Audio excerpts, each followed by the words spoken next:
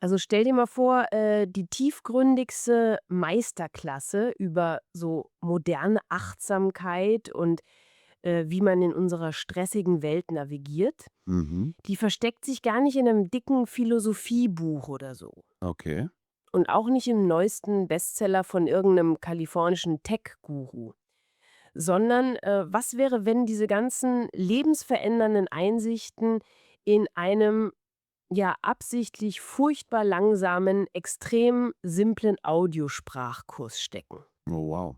Also so ein Kurs, in dem es eigentlich nur darum geht, wie man auf Deutsch einen Kaffee bestellt. Und das ist im Grunde der perfekte mentale Trick, finde ich. Ja, Ja, absolut, weil wenn man eine Fremdsprache auf so einem Anfängerniveau lernt, also so A2 oder B1 wie in diesem Material hier, dann wird man quasi gezwungen, sämtlichen intellektuellen Ballast einfach über Bord zu werfen. Man hat schlichtweg nicht das Vokabular für, abstrakte Metaphoren oder super komplizierte Schachtelsätze. ja, richtig. Und genau das ist unser Material für den heutigen Deep Dive. Sehr cool. Wir nehmen uns da nämlich ein Transkript vor, das wirklich als, naja, als Easy Podcast for Beginner konzipiert wurde. Mhm. Der Titel ist auch ganz schlicht, der lautet Kleine Dinge, die uns glücklich machen. Okay, das klingt erstmal sehr, sehr basic, ne? Total. Da unterhalten sich zwei Sprecher, Anna und Lukas, einfach über ihren Alltag. Und wenn man da als Muttersprachler so reinhört, denkt man im ersten Moment echt, okay, das ist banal. Ja, klar. Also das sind so Sätze wie ich trinke Wasser oder ich gehe spazieren. Mhm. Aber wenn man dann mal genauer hinhört, merkt man, dass dieser Zwang zur absoluten sprachlichen Reduktion den ganzen Lärm unseres Alltags komplett ausschaltet. Das ist ein super spannender Punkt, weil dieser Lärm, der entsteht ja meistens durch diese ständige Komplexität. Ja, genau. Also, wir leben ja in einer Welt, in der wir permanent mit Informationen und, Optimierungsstrategien und Erwartungen bombardiert werden, oder? Oh ja, ununterbrochen. Und dieser Anfänger-Podcast zwingt uns, die Welt wieder durch eine sehr, ich sage mal, unverschleierte Linse zu betrachten. Mhm. Da müssen diese wahnsinnig komplexen psychologischen Dynamiken in Basiskonzepte übersetzt werden. Das wirkt dann echt wie so ein mentaler Reset. Und das merken wir direkt beim Einstieg der beiden, also von Anna und Lukas. Die fangen nämlich an, über Lebensziele zu sprechen. Okay. Und sie zählen all diese Dinge auf, von denen wir gesellschaftlich halt konditioniert sind, zu glauben, dass das der Schlüssel zum Glück ist, weißt du?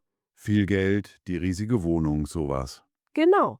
Viel Geld, das schnelle Auto, der makellose Job. Aber die demontieren diese Idee sofort, indem sie eine sehr, sehr einfache Feststellung treffen. Und die wäre? Sie sagen einfach, Glück ist nichts Permanentes. Oh ja. Sie sagen ganz trocken, dass niemand den ganzen Tag glücklich ist. Man wacht vielleicht gut gelaunt auf und am Nachmittag ist man gestresst, traurig oder vielleicht einfach nur müde. Ja, und das ist ein enorm wichtiger psychologischer Mechanismus, der hier angesprochen wird, ne? Inwiefern? Na ja, in unserer Leistungsgesellschaft leiden wir ja massiv unter dem Phänomen der sogenannten toxischen Positivität. Ah, dieses man muss immer gut drauf sein Ding. Genau. Das ist dieser unausgesprochene Zwang, immer funktionieren zu müssen. Man muss immer das Positive sehen und jede negative Emotion sofort wegdrücken. Ja, das ist eigentlich wie beim Wetter, finde ich. Wie beim Wetter? Ja, also wir haben da so eine absurde Erwartungshaltung an uns selbst entwickelt, als würden wir verlangen, dass es jeden einzelnen Tag im Jahr exakt 25 Grad hat und die Sonne scheint. Ach so, ja, verstehe. Niemand würde das vom echten Wetter erwarten, oder? Da akzeptieren wir Regen und Stürme völlig selbstverständlich als Teil des Ganzen, Absolut. aber von unserer eigenen Psyche erwarten wir echt ununterbrochenen Sonnenschein. Ja, und genau diese Erwartungshaltung, die macht uns am Ende paradoxerweise extrem unglücklich. Weil wir uns dann schlecht fühlen? Weil wir uns schlecht fühlen? Ganz genau. Wenn wir toxische Positivität praktizieren, erschaffen wir eine Metaebene der Angst. Okay. Wir haben dann nicht nur das ursprüngliche Problem, also zum Beispiel, dass wir einen schlechten Tag haben oder traurig sind, Mhm. ja, sondern wir haben zusätzlich noch Schuldgefühle, weil wir traurig sind, obwohl wir doch eigentlich glücklich sein sollten, weißt du? Ah, krass, ja, das kenne ich. Und Anna und Lukas in unserem Audio plädieren dafür das, was sie leises Glück nennen. Also die radikale Akzeptanz von emotionaler Fluktuation. Leises Glück, das ist ein schöner Begriff. Ja, total. Wenn ich akzeptiere, dass schlechte Laune einfach eine neurologische Realität ist und auch wieder vorbeigeht, dann gerate ich nicht direkt in Panik. Mhm. Und dadurch steigt ironischerweise unsere emotionale Grundzufriedenheit enorm an. Okay, also wenn wir dieses Glück nicht in den großen Zielen finden und auch nicht in so einer permanenten Euphorie, dann wirft das natürlich unweigerlich die Frage auf, wo zur Hölle es denn dann steckt. Ja, richtig. Und Anna und Lukas schauen sich dafür direkt die ersten Minuten des Tages an und da romantisieren sie wirklich gar nichts. Wie fangen die denn an? Also der Wecker klingelt, es ist ein dunkler, eiskalter Wintermorgen. Und Lukas gibt ganz offen zu, das Bett ist einfach zu bequem. Das Aufstehen ist eine absolute Qual. Kennen wir alle. Oh ja. Aber dann folgt bei ihm eine sehr präzise beschriebene physische Handlungskette. Mhm. Aufstehen, ein Glas Wasser trinken, Zähne putzen, Kaffee machen. Das ist quasi eine ritualisierte Erdung direkt nach dem Aufwachen. Genau das. Und bei diesem Kaffee passiert dann etwas, das wahrscheinlich echt jeder von uns kennt. Lass mich raten, das Smartphone kommt ins Spiel. Exakt. Lukas versucht, diesen Kaffee in Ruhe zu trinken, aber das Handy liegt halt auf dem Tisch. Er schaut nur kurz nach den Nachrichten, öffnet nur schnell eine App und schwupps, plötzlich sind 20 Minuten komplett verschwunden. Ja, das schwarze Loch. Der Kaffee ist kalt, der Morgen ist eigentlich gelaufen Mhm. und Anna löst das für sich, indem sie das Handy physisch in ein komplett anderes Zimmer legt. Das ist hart, aber effektiv. Ja, und wenn wir jetzt mal überlegen, was da im Gehirn passiert, frage ich mich, ist das Handy selbst das Problem oder ist es unser Gehirn, das einfach nicht dafür gemacht ist, mit dieser Art von Technologie umzugehen? Das ist ein Kampf der Neurotransmitter, den wir am frühen Morgen eigentlich nur verlieren können. Ganz ehrlich. Echt? Ja, die Apps auf unseren Smartphones sind ja ganz bewusst darauf designt, Dopaminschleifen auszulösen. Ah, okay. Unser Gehirn ist evolutionär darauf programmiert, Neuigkeiten und Veränderungen in unserer Umgebung sofort wahrzunehmen. Weil das früher wichtig fürs Überleben war. Ganz genau, das hat früher unser Überleben gesichert. Und das Smartphone bietet heute eine endlose Quelle dieser Neuigkeiten bei absolut null physischem Aufwand. Wir müssen nicht mal aufstehen vorher. Richtig. Und wenn wir morgens direkt passiv rumscrollen, gerät unser Gehirn in einen hochreaktiven Zustand. Wir konsumieren nur noch, wir verarbeiten aber nicht. Das heißt, diese 20 Minuten verschwinden deshalb so komplett spurlos aus unserer Erinnerung, weil wir in dem Moment gar nicht wirklich anwesend waren. Exakt. Du bist auf Autopilot. Und die Lösung von Anna, das Handy in ein anderes Zimmer zu verbannen, die zwingt uns aktiv in die Wahrnehmung zurück. Mhm. Um den Kaffee wirklich zu schmecken, um, ich sag mal, die Wärme der Tasse an den Händen zu spüren, da benötigen wir sensorische Bandbreite. Sensorische Bandbreite, okay. Ja, wenn wir unsere Aufmerksamkeit an den Bildschirm abgeben, fehlt dem Gehirn buchstäblich die Verarbeitungskapazität, um den Geschmack des Kaffees überhaupt bewusst zu registrieren. Ach, Wahnsinn. Wir holen uns durch diese physische Distanz zum Gerät also die Kontrolle über unseren präfrontalen Kortex zurück, bevor der Tag überhaupt richtig beginnt. Das ist echt faszinierend. Und diese sensorische Bandbreite, die zieht sich wirklich wie so ein roter Faden durch dieses ganze Anfängerformat durch. Mhm. In welchen Situationen noch? Also es geht immer wieder um physische Sinneseindrücke als mentale Anker. Okay. Sie reden zum Beispiel über das Essen, aber eben nicht über super komplizierte Rezepte oder teure Michelin-Restaurants. Sondern? Annas absolutes Highlight ist ein ganz simples Stück frisches, warmes Brot mit etwas Butter. Oh ja, das ist großartig. Oder sie beschreiben Spaziergänge. Also Lukas von Spazierengehen früher extrem langweilig. Ja, das ging mir früher auch so. Aber durch seinen stressigen Computeralltag braucht er heute zwingend diese 20 Minuten frische Luft am Tag. Mhm. Oder das Wetter, wie so ein plötzlicher Sonnentag nach ganz vielen grauen Tagen schlagartig die Stimmung einer kompletten Stadt verändert. Mhm. Und mich erinnert das, als ich das gelesen habe, mich erinnert das voll an Speicherpunkte in Videospielen. Wie meinst du das genau? Naja, stell dir vor, du spielst so ein extrem hektisches Videospiel, ne? Du hast kaum noch Energie, überall sind Gefahren, dein Puls rast, das Spiel treibt dich regelrecht vor sich her. Okay, ich bin drin. Und dann plötzlich erreichst du diesen einen kleinen Save Point. Oft ist das ja so ein ruhiger Raum im Spiel, wo keine Gegner sind. Ja, kenne ich. Du drückst auf Speichern und genau in dem Moment fällt das ganze Stresslevel in dir komplett zusammen. Egal, was draußen in der verrückten Spielwelt für ein Chaos herrscht, in diesem Raum, an diesem Speicherpunkt, bist du sicher. Alles ist auf Null gesetzt. Das ist ein tolles Bild. Und genauso wirken dieses warme Brot mit Butter oder dieser kurze Spaziergang für mich in dem Text. Es sind reale Save Points für unseren gestressten Verstand. Weißt du, das ist eine super genaue Beschreibung dessen, was in der Psychologie als Grounding bezeichnet wird. Also Erdung. Grounding? Okay, erzähl mir mehr darüber. Wenn wir gestresst sind, befindet sich unser Bewusstsein fast immer in der Zukunft oder in der Vergangenheit. Oh ja, immer. Wir machen uns Sorgen um das Meeting morgen, wir ärgern uns über diese eine dumme E-Mail von gestern. Unser sympathisches Nervensystem schlägt Alarm, als stünde ein Raubtier direkt vor uns. Und das Brot mit Butter hilft da? Ja, weil physische Sinneseindrücke, also wie die Temperatur der Butter, der Geruch des Brotes, die Kälte der Luft im Gesicht, die zwingen unser Gehirn, Daten aus dem absoluten Hier und Jetzt zu verarbeiten. Ah, das Gehirn kann also nicht gleichzeitig in der Panik der Zukunft leben und die kalte Luft im Gesicht analysieren. Zumindest nicht mit der gleichen Intensität, nein.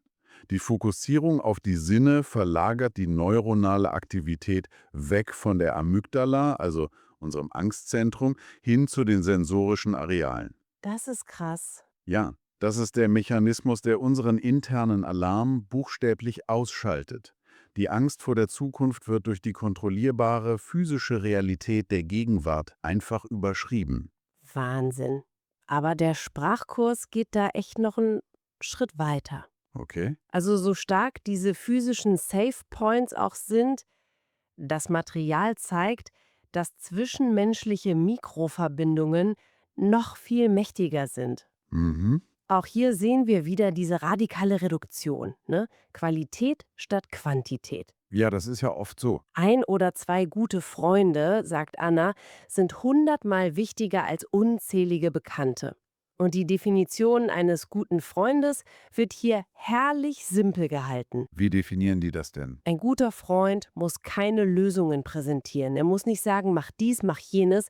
Ein einfaches Ich verstehe dich reicht vollkommen. Echtes Zuhören eben. Und das bringt uns wieder zur aktiven Wahrnehmung, über die wir vorhin gesprochen haben. Genau. Echtes Zuhören bedeutet laut vielen psychologischen Texten nämlich nicht das Handy einfach nur mit dem Bildschirm nach unten auf den Tisch zu legen, sondern es wirklich unsichtbar in die Tasche zu stecken. Aus den Augen, aus dem Sinn sozusagen. Ja, weil es da um das Schaffen von psychologischer Sicherheit geht. Wenn ich dir erzähle, dass ich ein Problem habe und du fängst sofort an, mir Lösungen zu diktieren, Was wir ja alle ständig machen, weil wir helfen wollen. richtig, wir meinen es gut, aber du signalisierst mir damit unbewusst, dass mein aktueller Zustand falsch ist und sofort repariert werden muss. Oh, Das baut Druck auf. enormen Druck. Ein simples Ich verstehe dich validiert hingegen meine Emotion. Es sagt mir quasi, hey, es ist total in Ordnung, dass du gerade überfordert bist. Weißt du, das bringt mich zu einer Stelle im Transkript, bei der ich beim Lesen wirklich so ein bisschen hängen geblieben bin. Welche Stelle war das? Es ging um Komplimente. Lukas und Anna sagen da, ein Satz wie „Dein Essen schmeckt sehr gut" oder „Danke für deine Hilfe" dauert vielleicht 3 Sekunden, Mhm. kann aber jemanden den kompletten Tag lang glücklich machen. Ja, absolut. Und als ich das gelesen habe, dachte ich mir, okay, komm, ich probiere das heute mal aus im Alltag. Oh, sehr Gümmel. Und wie lief's? Ich muss echt ehrlich gestehen, es war unfassbar schwer. Tatsächlich? Ja, es klingt so banal, jemanden einfach kurz ein ehrliches Kompliment zu machen, aber im Alltag fühlte es sich an, als müsste ich so einen riesigen inneren Widerstand überwinden. Interessant. Es ist, als wäre mein Gehirn so extrem auf meine eigene To-Do-Liste fokussiert, dass ich buchstäblich keinen Arbeitsspeicher, also kein mentales REM mehr übrig habe, um überhaupt Empathie für mein Gegenüber aufzubringen. Wow. Das ist eine super ehrliche Selbstbeobachtung und es trifft exakt den Kern des Problems. Ja. Ja. Wir bewegen uns im Alltag oft in einer Art Tunnelblick, ne? Unser Gehirn versucht, durch einen unglaublich dichten Wald an Aufgaben und Stressoren zu navigieren. Mhm. Um jetzt ein ehrliches Kompliment zu machen, musst du aus diesem Tunnel aktiv heraustreten. Und das kostet Kraft. Genau. Du musst deine eigene innere Stressschleife für einen Moment komplett pausieren, um die andere Person wirklich zu sehen. Und das erfordert eben diese mentale Energie, dieses REM, von dem du gesprochen hast. Aber wenn man diesen Aufwand dann betreibt, was passiert dann beim Empfänger? Warum wirken diese 3 Sekunden so lange nach? Weil du mit diesem kurzen Satz, also mit dem Kompliment, in die interne Stressschleife der anderen Person eingreifst und sie unterbrichst. Ah, okay. Ein unerwartetes, ehrliches Kompliment signalisiert dem Gehirn soziale Zugehörigkeit und Sicherheit. Mhm. Und das schüttet beim Empfänger direkt Oxytocin und Serotonin aus. Die Glückshormone. Richtig. Du gibst jemandem in nur 3 Sekunden das Gefühl, wertvoll und gesehen zu sein. Das ist evolutionär betrachtet echt eines der stärksten Beruhigungsmittel für uns Menschen. Wahnsinn.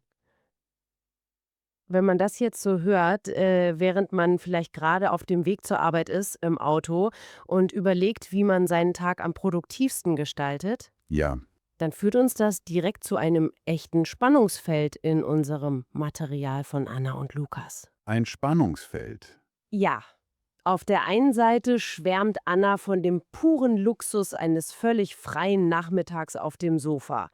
Keine Termine, null Verpflichtungen, einfach an die Decke starren. Herrlich. Sie spricht aber auch dieses Schuldgefühl an, das wir, glaube ich, alle kennen. Diese innere Stimme, die dann sofort schreit, man müsse doch jetzt irgendetwas Produktives tun. Oh ja, ein ganz klassisches Symptom unserer Zeit. Diese völlige Unfähigkeit, einfach nur zu sein. Ganz genau. Aber direkt danach erzählt Lukas von seiner, wie er es nennt, erwachsenen Erkenntnis, dass eine saubere Wohnung ihn glücklich macht und Unordnung ihn extrem unruhig macht. Mhm. Er empfiehlt dann, sich so 10 bis 15 Minuten Musik anzumachen und aufzuräumen. Oder diese eine blöde E-Mail zu schreiben, die man schon 3 Tage vor sich herschiebt. Okay. Das wirkt für mich auf den ersten Blick wie ein totaler Widerspruch, oder? Wie meinst du das? Naja, erst heißt es, ruh dich aus, ignoriere die To-Do-Liste, sei einfach auf dem Sofa. Und im nächsten Moment heißt es, räum dein Zimmer auf und sei produktiv. Ah, ich verstehe. Aber das ist eigentlich kein Widerspruch, sondern eine Kausalkette. Eine Kausalkette. Ja.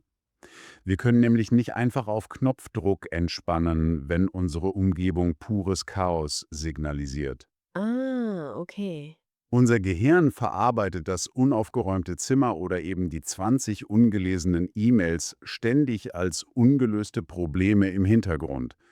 Und das verbraucht extrem viel unbewusste Energie. Das heißt, dieses mentale RAM, was wir vorhin hatten, ist dann blockiert. Exakt. Wenn Lukas sich jetzt 15 Minuten Zeit nimmt, um aufzuräumen, dann beseitigt er diese visuellen und mentalen Störgeräusche. Mhm. Die äußere Ordnung, die er in dem Moment schafft, ist überhaupt erst die Voraussetzung dafür, dass Anna ihr Nachmittag auf dem Sofa komplett ohne Schuldgefühle genießen kann. Oh, das macht total Sinn. Es geht hier echt um den Unterschied zwischen bewusstem Handeln und diesem lähmenden Aufschieben, dieser Prokrastination. Das heißt, wir müssen also erst die kleinen Dinge ordnen, um uns quasi das Recht auf diese Ruhe zu erarbeiten. Genau so ist es. Die beiden Sprecher haben dafür auch eine sehr, ich fand, sehr witzige Analogie. Die nennen das Hunde-Mindset. Das Hundemindset, okay. Ja, sie stellen fest, dass Hunde vor Freude ja komplett ausrasten, selbst wenn ihr Mensch nur für 10 Minuten den Müll rausgebracht hat. Oh ja, jeder Hundebesitzer kennt das.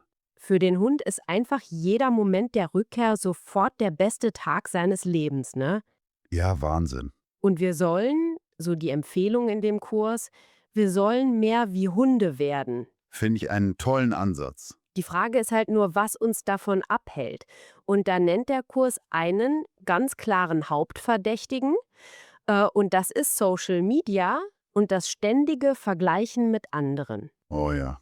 Der Vergleich ist der Dieb der Freude. Das ist ein altes, aber sehr, sehr wahres Sprichwort. Absolut. Auf Social Media sehen wir ja immer nur die absoluten Highlights, ne?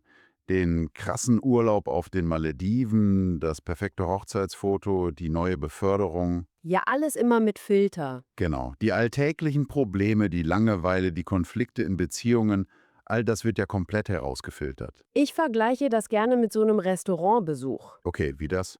Wenn wir unser Leben mit Social Media vergleichen, also das ist für mich so, als würden wir uns in ein Restaurant setzen. Hm, Aber anstatt das eigentliche, reale Essen vor uns auf dem Tisch zu genießen, was vielleicht manchmal ein bisschen unordentlich aussieht auf dem Teller, aber extrem gut schmeckt, essen wir quasi die Hochglanzspeisekarte. oh krass. Ja, wir konsumieren nur diese stark bearbeiteten, künstlich beleuchteten Bilder von dem, was das Leben sein könnte und wundern uns dann echt, warum wir innerlich verhungern.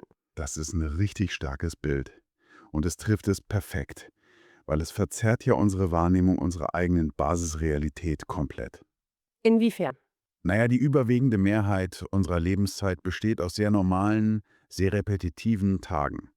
Ja, Routine halt. Wir wachen auf, wir essen, wir arbeiten, wir schlafen. Das ist die menschliche Existenz, das ist normal. Mhm. Wenn unsere Messlatte für Glück aber der gefilterte Höhepunkt aus dem Leben von 100 verschiedenen Influencern ist, verliert unsere eigene Realität immer. Wir können da nur verlieren. Und um dieser Falle zu entkommen, gibt dieses Easy Podcast for Beginner Format seinen Zuhörern am Ende noch eine ganz konkrete Hausaufgabe mit. Oh, eine Hausaufgabe. Was müssen wir tun? Man soll sich jeden Abend 3 kleine Dinge aufschreiben, die an diesem speziellen Tag schön waren. Mhm. Das kann halt echt das gute Frühstück sein, ein nettes Gespräch oder, weil es ja ein Sprachkurs ist, dass man einfach ein neues deutsches Wort verstanden hat. Weißt du auch, das ist nicht nur einfach eine nette kleine Feel-Good-Übung. Nein? Nein, das greift extrem tief in unsere Neurobiologie ein. Okay, erklär mal. Wir alle haben einen sogenannten Negativity Bias. Das ist eine Evolutionstendenz zum Negativen. Okay. Für unsere Vorfahren war es überlebenswichtig, sich an die Gefahr, also den Säbelzahntiger, zu erinnern und eben nicht an den wunderschönen Sonnenuntergang. Klar, der Sonnenuntergang frisst dich nicht. Ganz genau. Und deshalb speichert das Gehirn negative Erfahrungen viel schneller und viel tiefer ab als positive. Mhm. Man sagt in der Psychologie oft, wir haben ein Gehirn, das an Negativität wie Klettverschluss haftet, während Positivität oft wie an Teflon einfach abperlt. Ach, Wahnsinn. Das heißt, wenn mich jetzt mein Chef lobt, dann vergesse ich das nach einer Stunde. Aber wenn mich jemand im Straßenverkehr anhupt, dann rege ich mich abends im Bett immer noch darüber auf. Ganz genau. Genau das ist der Negativity Bias in Aktion. Okay, und was hat das jetzt mit den 3 Dingen am Abend zu tun? Hier kommt eben diese abendliche Aufgabe ins Spiel. Wenn du dich jeden Abend hinsetzt und dein Gehirn zwingst, den Tag nach 3 positiven Momenten zu durchsuchen, wendest du das Prinzip der Neuroplastizität an. Neuroplastizität? Okay, das klingt nach einem großen Wort. Ja, das bedeutet im Grunde nur, dass das Gehirn formbar ist. Du beginnst buchstäblich neue neuronale Verschaltungen in deinem Gehirn zu bilden. Aha. Du trainierst deinen Verstand darauf, aktiv nach Beweisen für das Gute zu scannen, anstatt unbewusst immer nur Bedrohungen zu suchen. Das heißt, ich programmiere mich quasi um. Exakt. Und wenn du das regelmäßig machst, verändert das nachhaltig die physische Struktur, mit der du die Welt wahrnimmst. Du beginnst irgendwann die kleinen Dinge zu sehen, bevor du sie abends überhaupt aufschreiben musst. Es wird zu einem Automatismus. Das ist wirklich Wahnsinn. Und wenn man das alles mal so zusammenfasst, ist das fast schon ein bisschen ironisch, finde ich. Wieso ironisch? Naja, da sucht man als Zuhörer, als jemand, der permanent nach neuem Wissen hungert, nach den komplexesten Studien und den dichtesten Informationsquellen, um sein Leben irgendwie zu optimieren. Ja, der typische Selbstoptimierungswahn. Genau. Und dann stolpert man über einen simplen A2-Deutschkurs, in dem es um Wasser trinken und Spazierengehen geht. Mhm. Aber vielleicht ist ja genau das die Lektion, oder? Wie meinst du? Wahres Wissen besteht halt nicht immer aus noch mehr Daten und noch komplexeren Theorien. Manchmal ist das tiefste Wissen vielleicht einfach die Fähigkeit, sich selbst die Erlaubnis zu geben, wieder ein Anfänger im Leben zu sein. Das hast du schön gesagt. Im Mentalen Lärm so weit herunterzudrehen, dass man die Temperatur der Kaffeetasse, den Geschmack von Brot und Butter oder die Präsenz eines Freundes überhaupt wieder als das wahrnehmen kann, was sie eigentlich sind, nämlich die eigentliche Substanz unseres Lebens. Das ist wirklich der Kern der Achtsamkeit. Ja. Es ist nicht die Flucht vor dem Alltag, die uns glücklich macht, sondern das bewusste Eintauchen in ihn. Die Fähigkeit, das Einfache zu schätzen, ist in unserer hyperkomplexen Welt wahrscheinlich die am schwersten zu erlernende Meisterdisziplin überhaupt. Das glaube ich auch. Und damit möchte ich dich, lieber Zuhörer, mit einem letzten Gedanken aus diesem heutigen Deep Dive entlassen. Mhm. Wir verbringen ja in unserer modernen Welt unglaublich viel Zeit damit, nach unserem ultimativen Purpose zu suchen, ne? Oh ja. Dem großen Lebenssinn, der einen perfekten Berufung, dem einen Moment, in dem endlich alles Sinn ergibt. Aber was, wenn diese fanatische, rastlose Suche nach dem ganz Großen uns in Wahrheit völlig blind macht für den Sinn, der schon längst im Alltäglichen direkt vor uns liegt? Wow. Könnte es sein, dass diese ständige Jagd nach dem perfekten Glück genau der Mechanismus ist, der uns davon abhält, das Glück genau in diesem Moment, hier und jetzt, einfach zu fühlen? Denk mal drüber nach. Wir hören uns beim nächsten Mal.